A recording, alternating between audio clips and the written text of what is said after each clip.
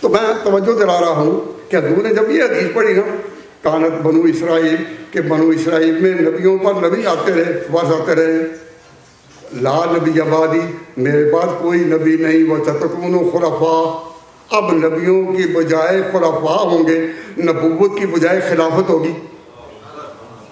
تو حضور نے خود فرما دیا کہ جس طرح ایک مقرر جائے اور دوسرا آئے، تو کہتے ہیں اب یہ، تو حضور نے خود فرما دیا کہ جب نبوت کے بعد اور کوئی نبی نہیں تو اب ہوگا کیا؟ بولیے، سو تو نہیں رہے؟ تو خلافت کے بعد میں آپ بالکل چپ ہی ہو گئے کہ جب نبوت اب ختم ہو گئی، کسی کو نہیں ملے گی، اب ہوگا کیا؟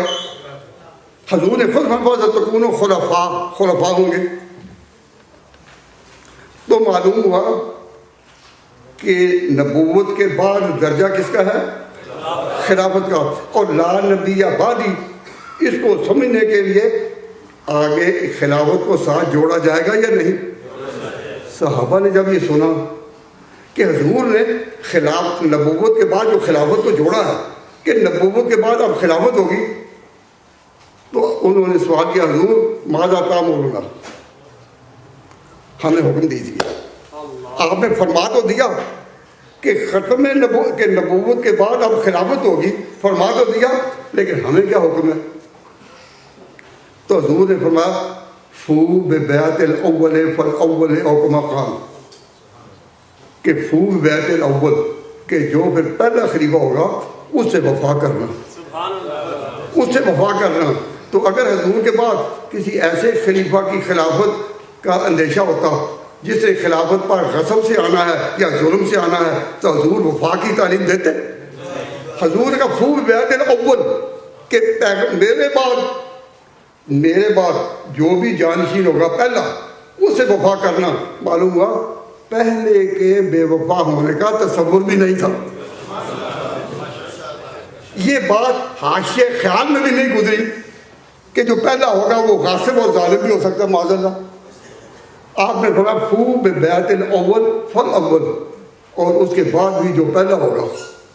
تو حضور نے نہیں چاہا کہنا کہ دوسرا، کہ اس کے بعد دوسرا کھانا نہیں، پہلے کے بعد جو پہلا ہوگا۔ معلوم ہوا عمر کو حضور اسی درجے میں رکھنا چاہتے تھے کہ دوسرے کا نام بھی اس پر نہ ہے، اس کو بھی پہلے ہی کہا کہ وہ پہلے کے بعد پہلا۔